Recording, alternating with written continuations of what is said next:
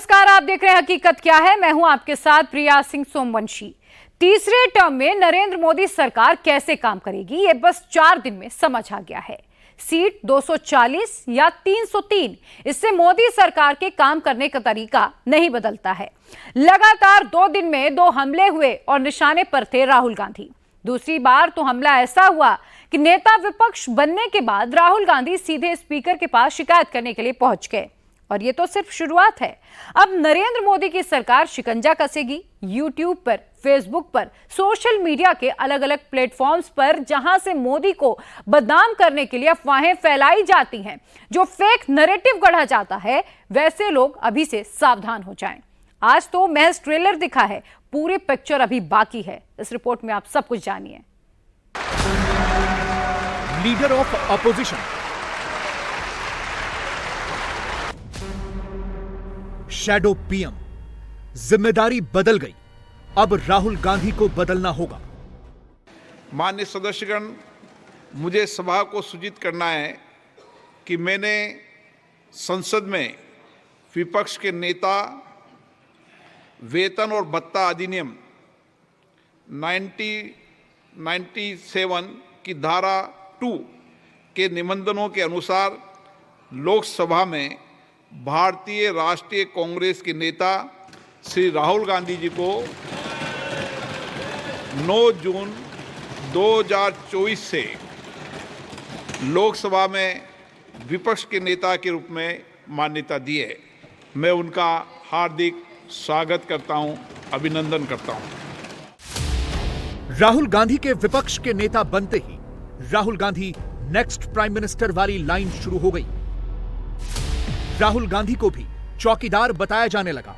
मोदी के बराबर खड़ा करने वाला एजेंडा शुरू हो गया। राहुल गांधी को कितनी बार दिखाया गया, कितनी बार प्रधानमंत्री को दिखाया गया, कितनी बार विपक्ष को, कितनी बार सत्ता पक्ष को दिखाया गया, कांग्रेस इसकी गिनती कर रही है। कांग्रेस की पूरी कोशिश है राहुल गांधी को फ्रंट फुट पर रखने की। लेकिन जितनी बार राहुल गांधी को दिखाया गया, उतनी बार वो क्या करते दिखे, ये कांग्रेस की टाइमलाइन में नहीं मिलेगा।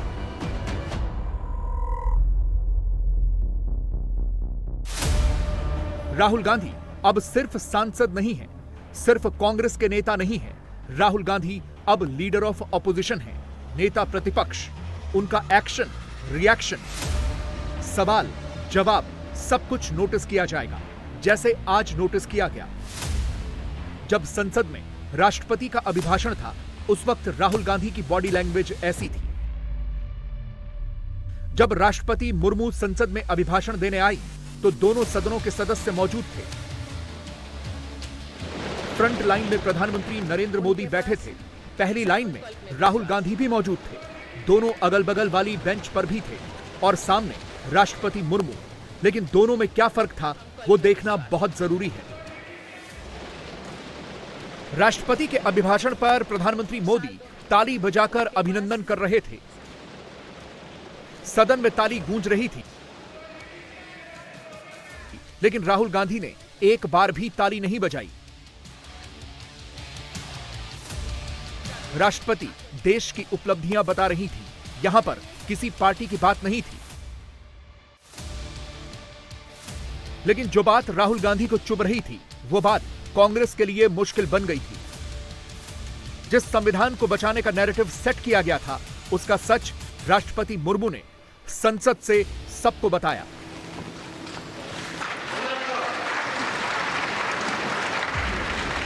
देश में संविधान लागू होने के बाद भी संविधान पर अनेक बार हमले हुए हैं। आज 27 जून है। 25 जून 1975 को लागू हुआ आपातकाल संविधान पर सीधे हमले का सबसे बड़ा और काला अध्याय था।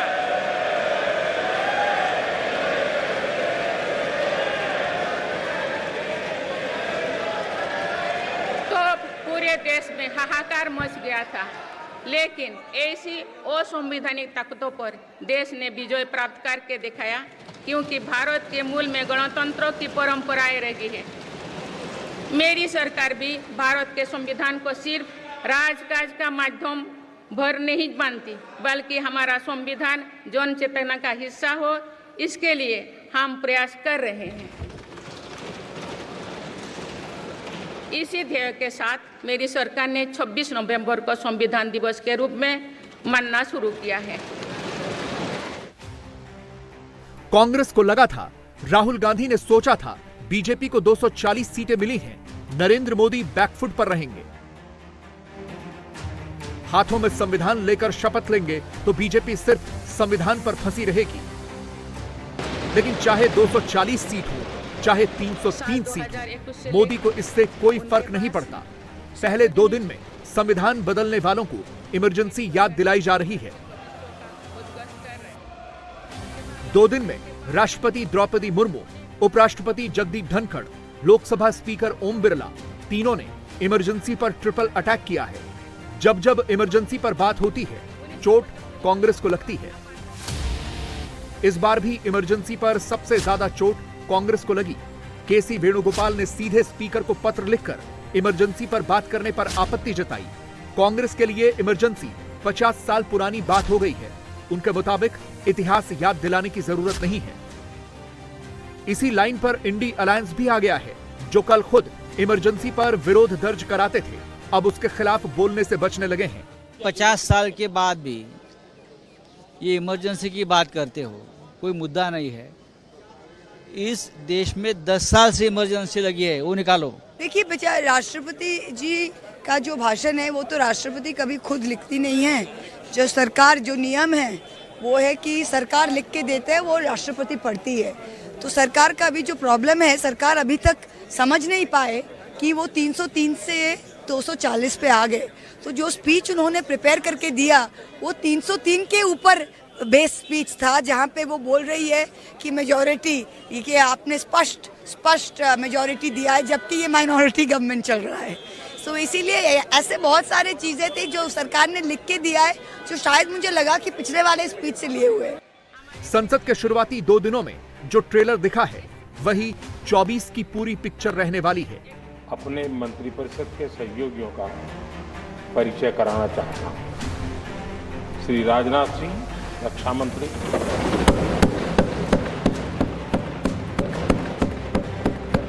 श्री अमित शाह, गृह मंत्री और सहकारिता मंत्री। प्रधानमंत्री मोदी कांग्रेस से न कोई समझौता करने के मूड में है, न कोई डील ऑफर होगी। जो होगा वो सीधे सीधे होगा। इतिहास भी याद दिलाया जाएगा, काम भी किया जाएगा। राष्ट्रपति के अभिभाषण पर धन्यवाद प्रस्ताव पर कल से चर्चा होगी।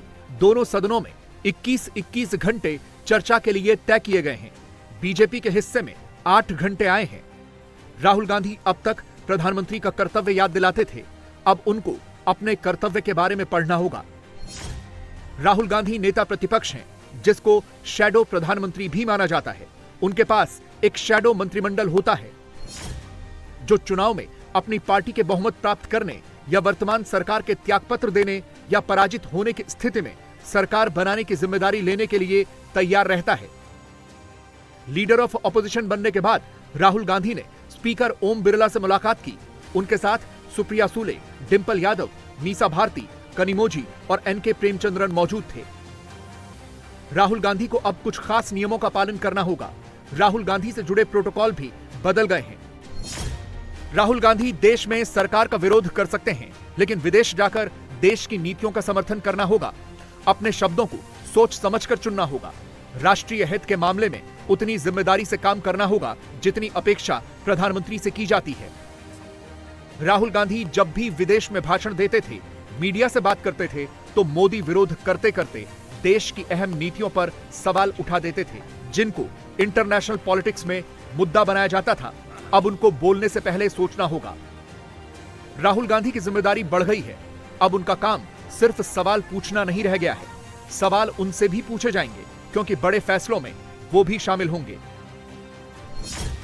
विदेश नीति, डिफेंस नीति के अहम फैसलों पर प्रधानमंत्री राहुल गांधी की राय ले सकते हैं। जब राष्ट्रीय हित की बात आएगी तो नेता प्रतिपक्ष को पार्टी लाइन छोड़कर सरकार का साथ देना होगा। सीबीआई के डायरेक्टर का चयन, मुख्य चुनाव आयुक्त, केंद्रीय सूचना आयुक्त जैसे महत्वपूर्ण पैनल के सदस्य भी होंगे, जिनके हेड प्रधानमंत्री खुद होते हैं। जब जिम्मेदारी की बात आती है तो लोग बदल जाते हैं। नेता बदल जाते हैं, पूर्ण कर्तव्यनिष्ठा के साथ राहुल को भी बदलना होगा।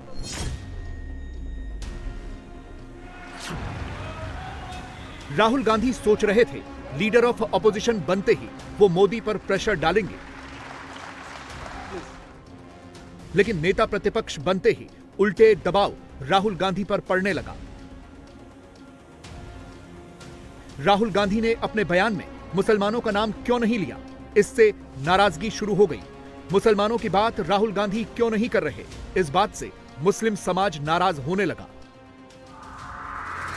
खरीद राहुल गांधी ने जितने खटाखट वादे किए थे, उन वादों का हिसाब किताब पहले दिन से शुरू हो गया है। आगे रहा। कांग्रेस के नेता श्री राहुल गांधी अब नेता प्रतिपक्ष हैं, सीधे सरकार से सवाल पूछेंगे, लेकिन जब नीति सही है, देश हित की बात आएगी, तो सरकार का विरोध करना मुश्किल होगा। ऐसे वक्त में राहुल गांधी को पद और गठबंधन मैनेज करना मुश्किल होगा। इंडी अलायंस में 38 पार्टियां शामिल हैं। इंडी अलायंस में 20 पार्टी के सांसद जीतकर लोकसभा पहुंचे हैं। राहुल गांधी को हर पार्टी को संसद में मैनेज करना होगा। एक मुद्दे पर सबकी सहमति बिठानी होगी और संसद की गरिमा को भी बनाए रखना होगा, जो चैलेंज आज से ही शुरू हो गया। समाजवादी पार्टी ने सनातन प्रतीक सेंगोल को मुद्दा बना लिया। संसद से सेंगोल को हटाने की मांग रख दी। देश आजाद हुआ तो कुछ पुरोहित लोगों ने, पुरोहित जान के ज्यादा पढ़े हो कम पढ़े हो मानता हूं नहीं क्या, पुरोहित लोगों ने सलाह दिया कि जब सत्ता हस्तांतरित हो तो एक राजदंड दिया जाए। मान गए लोग, और लॉर्ड माउंटबेटन ने हैंडओवर किया पंडित जवाहरलाल नेहरू को राजदंड सिंगोल। उन्होंने क्या किया, उसे सही जगह इलाहाबाद के संग्रहालय में स्थापित कर दिया। सरकार ने बीजेपी की, उसने उसको उठा के लाके यहाँ रख दिया हमारे सर पे। ये लोकतंत्र मंदिर है, तो जहाँ लोकतंत्र के मंदिर है वहाँ सिंगोल कैसे चलेगा? सिंगोल प्रतीक है राजतंत्र का। इसलिए हमारी मांग है कि अगर लोकतंत्र को बचाना है तो सिंगोल को हटाना है। सेंगोल पर विवाद खड़ा करना, हिंदू प्रतीक पर कंट्रोवर्सी बनाना, ये वही लाइन है जो यूपी में समाजवादी पार्टी के बड़े काम आई है, और इस लाइन को अखिलेश यादव अब छोड़ेंगे नहीं। मुझे लगता है कि हमारे सांसद इसलिए कह रहे होंगे कि जब पहली बार लगा था तो प्रधानमंत्री जी ने बाकायदा प्रणाम किया था। इस बार शपथ लेते समय शायद वो भूल गए, उसी को याद दिलाने के लिए लगता है मेरे पार्टी के सांसद ने कुछ इस तरह का पत्र लिखा है। तो आपकी क्या राय है? नहीं, देखिए जो राय उस समय मेरी थी मैंने ट्वीट किया था। आप मेरी राय आर्काइव से निकाल करके सब चैनलों पे चलाइए। सेंगोल में बात आकर फंसती है राहुल गांधी पर। नेता प्रतिपक्ष सेंगोल पर क्या चाहते हैं, ये सुनना हर कोई चाहता है, लेकिन फिलहाल तो कांग्रेस नहीं समझ पा रही है सेंगोल पर कौन सी लाइन लेनी है। देखिए, सेंगोल प्रधानमंत्री मोदी के लिए सिर्फ एक दिखाने का एक कदम था, लेकिन पिछले लोकसभा इलेक्शन में तमिलनाडु की जनता ने दिखाया कि उनका आशीर्वाद डीएमके और कांग्रेस अलायंस के साथ है। जब माइक से भागने की जल्दी होती है तो मतलब साफ होता है। सवाल ऐसा है जिसका जवाब तैयार नहीं किया गया है, हाईकमान से ऑर्डर नहीं आया है, लेकिन इंडी अलायंस में सेंगोल के खिलाफ गठबंधन बनने लगा है। सपा के साथ आरजेडी आ गई है। देखिए, बिल्कुल हटाना चाहिए, क्योंकि ये लोकतंत्र है, डेमोक्रेसी, और वहाँ पे अब राजतंत्र तो रहा नहीं। तो अगर सिंगोल को लगाना ही चाहिए तो उसको म्यूजियम में रखना चाहिए, जहाँ की देश के सभी लोग जाएं और वहाँ पे उसका दर्शन भी करें जो लोग देखना चाहते हैं। तो ये अच्छा, जिसने भी ये मांग की है बहुत अच्छा, और हम लोग उसको सपोर्ट करते हैं। मैं कह रही हूँ कि ये डेमोक्रेटिक है, अब राजतंत्र रहा नहीं, और वो राजतंत्र का प्रतीक है, इसलिए उसको हटाना चाहिए। नेता प्रतिपक्ष अब सेंगोल के खिलाफ मोर्चा खोलेंगे या परंपरा का पालन करेंगे, अब कंफ्यूजन है। लेकिन मोदी सरकार अगले 5 साल क्या करने वाली है, यह एकदम क्लियर हो गया। मोदी सरकार का अगला कदम एंटी मोदी गैंग को बड़ा झटका देने वाला है। मोदी सरकार के टारगेट पर सबसे पहले फेक न्यूज है। बीजेपी की सीट कम होने की सबसे बड़ी वजह फेक न्यूज, फेक नैरेटिव है। संविधान बदलने वाली फेक थ्योरी है, जिसको इतनी बार घुमाया गया कि आखिरकार लोगों को यकीन करना पड़ा। सरकार फेक न्यूज, अफवाह फैलाने, झूठा एजेंडा चलाने, चुनाव को बदनाम करने वालों पर बड़ी कार्रवाई करने वाली है। 24 के चुनाव में ऐसे फेक नैरेटिव चलाए गए, एडिटेड वीडियो प्ले किए गए, डराया गया, भड़काया गया, मकसद सिर्फ वोट लेना था। लेकिन अब क्या होगा, उसका पहला पॉइंटर संसद में पढ़ा गया। झूठ की दुकानें अब चुन चुन कर बंद होंगी। मोदी सरकार 3.0 ने अगले 5 साल की लिस्ट में सबसे ऊपर फेक न्यूज को रखा है। देश के अंदर कैसे फेक न्यूज को कंट्रोल किया जाएगा, इस पर काम हो रहा है। विदेश से कंट्रोल करने के लिए इंटरनेशनल मंच पर प्रपोजल रखा जा चुका है। जिन लोगों को लग रहा है चुनाव खत्म हो गया है, बात खत्म हो गई है, तो वो अपनी गलतफहमी दूर कर लें। चुनाव जरूर खत्म हो गया है, लेकिन बात अभी बाकी है और बात पूरी मोदी सरकार अब करेगी। यूपी के मुसलमान सांसद को योगी अच्छे लगते हैं, ये सुनकर यकीनन आप थोड़े चौंक गए होंगे। सहारनपुर से 65,000 वोट से जीते राहुल गांधी की पार्टी से सांसद बने इमरान मसूद एक बार नहीं बल्कि बार बार योगी आदित्यनाथ की तारीफें कर रहे हैं। क्यों? वजह है यूपी में भीषण गर्मी में भी अच्छी बिजली का आना। ये जोर का झटका किसको लगने वाला है? क्योंकि इससे पहले गाजीपुर के सपा सांसद अफजाल अंसारी भी योगी की तारीफ कर चुके हैं। क्या यूपी में मौसम बदलने वाला है? यूपी की बदलती पॉलिटिक्स पर यह खास रिपोर्ट देखिए।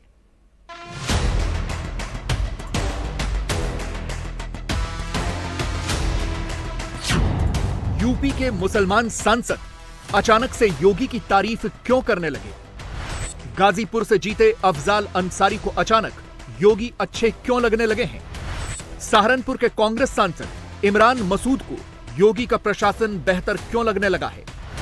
क्या यूपी के मुसलमान सांसद योगी और मोदी में दरार पैदा करने की कोशिश कर रहे हैं? इतनी भयंकर गर्मी पड़ी है और मैंने अपने जीवन में इतनी गर्मी देखी नहीं। उस गर्मी में भी अगर लाइट जल रही है तो भाई अच्छा ही काम हो रहा है, इसलिए लाइट जल रही है। 30 सीट योगी आदित्यनाथ के प्रयासों, मेहनत और उनके चेहरे पर 30 सीट लौट के आ गई। यह कोई इत्तेफाक तो नहीं हो सकता है कि अचानक से इंडिया अलायंस के 2 सांसद यूपी में मुख्यमंत्री योगी आदित्यनाथ की तारीफ करने लगे। पहले चुनाव नतीजों के तुरंत बाद समाजवादी पार्टी के पूर्वांचल के गाजीपुर के सांसद अफजाल अंसारी ने योगी की तारीफ की। कहा योगी की वजह से बीजेपी इतनी सीटें जीती है, नहीं तो मोदी का जादू ही खत्म था। अब पश्चिमी यूपी के सहारनपुर के सांसद इमरान मसूद ने योगी राज में बिजली की अच्छी व्यवस्था और सड़कों की तारीफ की है। सहारनपुर से गाजीपुर की दूरी करीब 1000 किलोमीटर की है, तो क्या पश्चिम से लेकर पूरब तक इंडिया अलायंस की पार्टियां कोई खेल कर रही हैं? ये सवाल इसलिए उठ रहे हैं क्योंकि लोकसभा चुनावों में बीजेपी को पूर्ण बहुमत न मिलने के लिए यूपी की हार को जिम्मेदार माना जा रहा है, क्योंकि मोदी को बहुमत से उतनी ही सीटें कम पड़ी हैं जितनी उन्होंने यूपी में गंवाई हैं। बीजेपी को यूपी में 29 सीटों का नुकसान हुआ है। बीजेपी को कुल 240 सीटें मिली हैं, बहुमत से 32 सीटें कम। अगर ये 29 भी बीजेपी रिटेन कर जाती तो उसका टोटल 269 सीटों का हो जाता।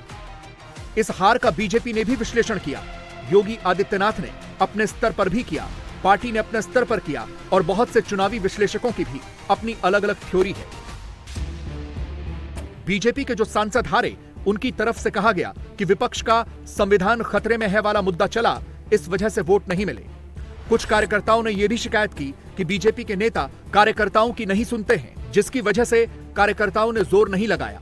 यह भी कहा गया कि यूपी में प्रशासन भी बीजेपी के कार्यकर्ताओं की नहीं सुनता, उनके काम नहीं करता, ये भी हार की वजह रही। ये भी थ्योरी आई कि यूपी में टिकट बंटवारे में योगी आदित्यनाथ की नहीं चली, जिसकी वजह से हार हुई। कुल मिलाकर हार की वजहें तो कई बताई गईं, लेकिन योगी आदित्यनाथ यूपी सरकार के मुख्यमंत्री हैं, लगातार दूसरी बार मुख्यमंत्री चुने गए हैं। इसलिए अगर बीजेपी की सीटें 62 से घटकर 33 रह जाएंगी तो सवाल उन पर भी उठेंगे। योगी के विरोधी और दुश्मनों की तरफ से यह प्रोपेगेंडा चलाया गया कि बस कुछ ही दिनों में उनका पत्ता कटने वाला है। यह भी कहा गया कि प्रधानमंत्री नरेंद्र मोदी योगी आदित्यनाथ से नाराज हैं, जिसकी वजह से उन्हें हटाया जा सकता है। कहा गया कि योगी और गृह मंत्री अमित शाह की आपस में नहीं बनती है, जिसका खामियाजा योगी को भुगतना पड़ेगा। ये सब योगी के दुश्मनों की उनके खिलाफ फैलाई गई थ्योरीज थी, जिन्हें यूपी में बीजेपी की हार के बाद और बल मिला है। जब आप इन सब थ्योरीज को दिमाग में रखेंगे और फिर गाजीपुर के सपा सांसद अफजाल अंसारी का बयान सुनेंगे तो आपको इसमें योगी की तारीफ कम और शरारत ज्यादा लगेगी। साफ साफ दिखेगा कि अफजाल अंसारी योगी की तारीफ के बहाने मोदी और योगी के बीच दरार पैदा कर रहे हैं।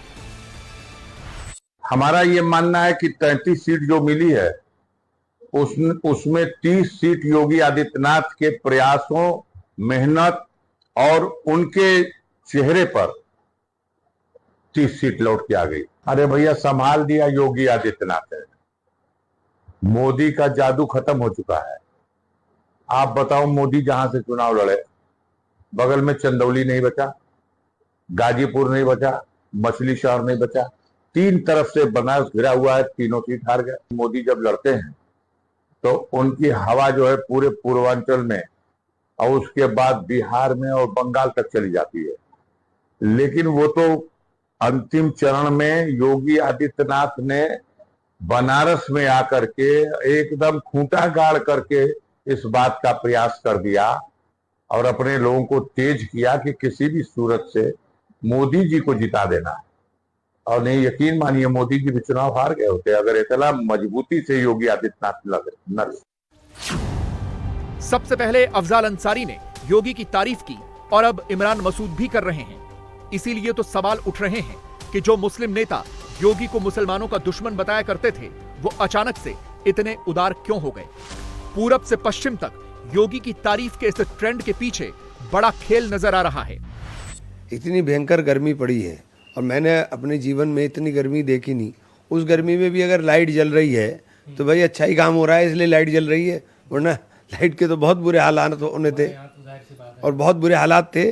तो अगर किसी ने अच्छा काम किया है तो आप उसकी बिलावजह बुराई करो, ये अच्छा नहीं लगता। मुझे तो अच्छा नहीं लगता, इसलिए मैंने कह दिया। अब उसको लोग बिलावजह का इशू बनाए तो अलग बात है। ऊर्जा के क्षेत्र में काम हुआ है, आप ऐसा मान रहे हैं वहाँ?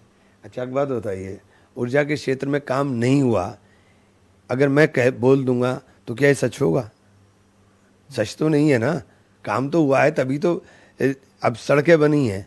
मैं कह दूं कि सड़क नहीं बनी है तो क्या ये सच होगा? लोग भी कहेंगे कि देखो कैसा झूठ बोल रहा है। तो मैं ऐसा झूठा नेता नहीं हूं भाई, जो हो रहा है तो हुआ है। अब बुलडोजर जो है वो सिर्फ हमारे पे चलेगा, इतना मुझे पता है। बाकी तो जो हुआ है वो दिखाई दे रहा है ना। तो जो आपके काम सेलेक्टिव हैं वो भी मुझे पता है, जो आपने अच्छे काम किए वो भी पता है। ये साफ दिख रहा है कि विपक्ष के नेता योगी की तारीफ करके उन्हें मोदी की नजरों में विलन बता रहे हैं। ऐसा इसलिए किया जा रहा है ताकि बीजेपी के जमीनी कार्यकर्ताओं में संदेह और गहरा हो जाए। विपक्ष के नेता ये शरारत इसलिए कर रहे हैं ताकि बीजेपी के संगठन में ही मतभेद पैदा हो जाए। कुल मिलाकर ये नेता योगी और मोदी के बीच गलतफहमी को बढ़ाना चाहते हैं। वैसे तो मोदी ने खुद बिना कुछ कहे ही 18 जून को इसका जवाब दे दिया था, जब मोदी वाराणसी गए थे और वहां मोदी और योगी एक बार नहीं कई बार मिले थे और हर मुलाकात में वही पुरानी वाली गर्मजोशी और अपनापन दिखा था। कहीं से भी यह नहीं लगा कि मोदी और योगी के बीच में कोई अनबन या नाराजगी है।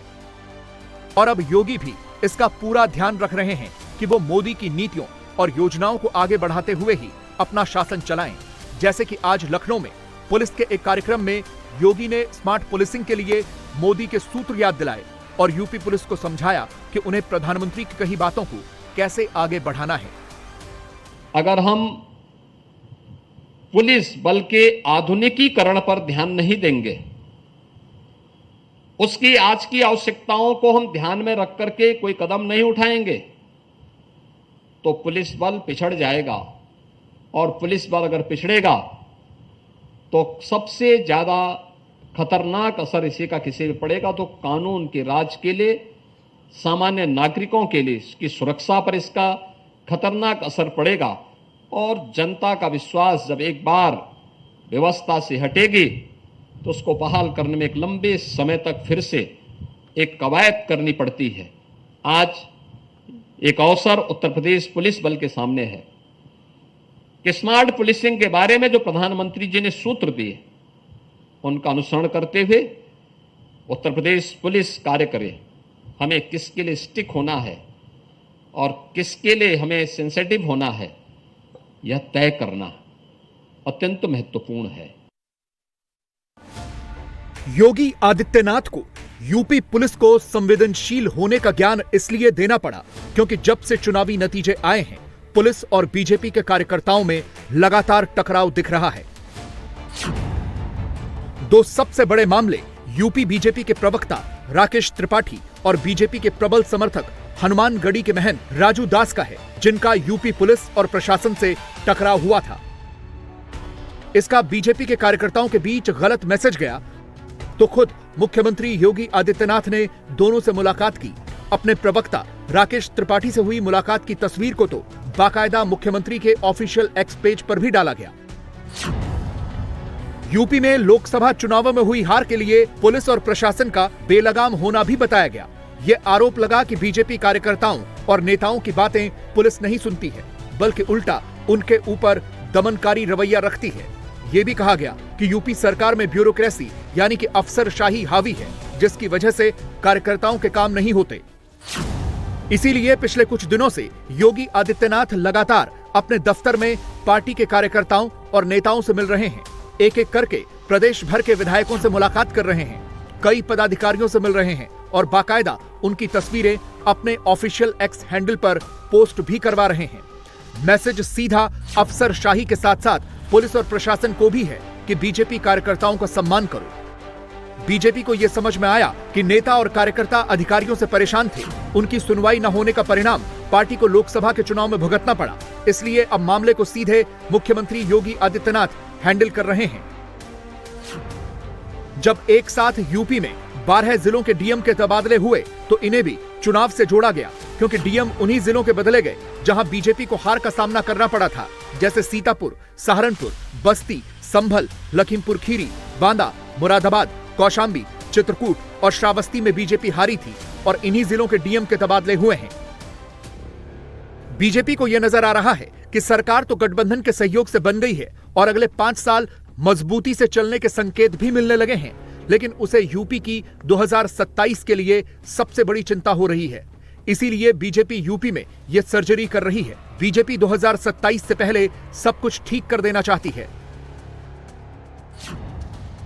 क्योंकि अगर इस बार के लोकसभा चुनावों के नतीजों को विधानसभा की सीटों में कन्वर्ट करें तो चौंकाने वाले नतीजे हैं।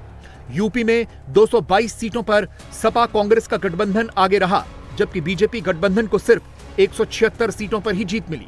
यूपी में कुल 403 विधानसभा की सीटें हैं। बहुमत के लिए 202 सीटों का होना जरूरी है। इस हिसाब से बीजेपी बहुमत से 26 सीटें कम दिख रही है। ये बहुत चौंकाने वाले आंकड़े हैं।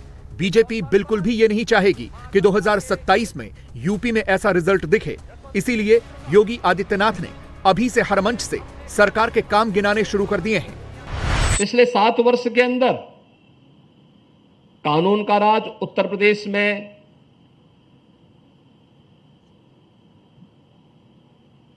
दिखाई दे, यह स्पष्ट रूप से हम सबको और दुनिया को भी दिखाई दे रहा है।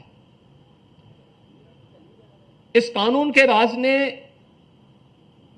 पुलिस को भी सम्मान दिलाया, उसको विश्वास का प्रतीक भी बनाया, लेकिन राज्य को एक नई पहचान देने के साथ ही निवेश और व्यापार की नई संभावनाओं, विकास और रोजगार की एक नए युग में उत्तर प्रदेश को ले जाने का काम भी किया। ऐसा लगता है कि योगी 24 में ही 27 के मोड में जाने की तैयारी करने लगे हैं। हो सकता है कि ऊपर से भी कोई मैसेज मिला हो, इसीलिए योगी जिस भी कार्यक्रम में जा रहे हैं अपनी सरकार के काम गिना रहे हैं, बता रहे हैं कि उन्होंने कैसे प्रदेश की कानून व्यवस्था सुधारी, निवेश लेकर आए, उद्योग धंधों के लिए अच्छा माहौल बनाया। और मुझे प्रसन्नता है कि माननीय प्रधानमंत्री जी के मार्गदर्शन और उनके नेतृत्व में उत्तर प्रदेश की सरकार ने 2017 में जो प्रयास प्रारंभ किए, आज उसे देखते हुए हम कह सकते हैं कि एमएसएमई सेक्टर उत्तर प्रदेश के अंदर तेजी के साथ एक उभरता हुआ क्षेत्र है। 2017 के बाद से सरकार ने समय समय पर जो कार्य प्रारंभ किए, अपनी परंपरागत उत्पाद को, यहां के हस्तशिल्पी और कारीगरों की उस हुनर को न केवल देश के अंदर बल्कि दुनिया के अंदर एक मंच प्रदान करने के लिए जो प्रयास प्रारंभ हुए, आज 1 डिस्ट्रिक्ट 1 प्रोडक्ट के माध्यम से, विश्वकर्मा श्रम सम्मान योजना के माध्यम से, पीएम विश्वकर्मा योजना के माध्यम से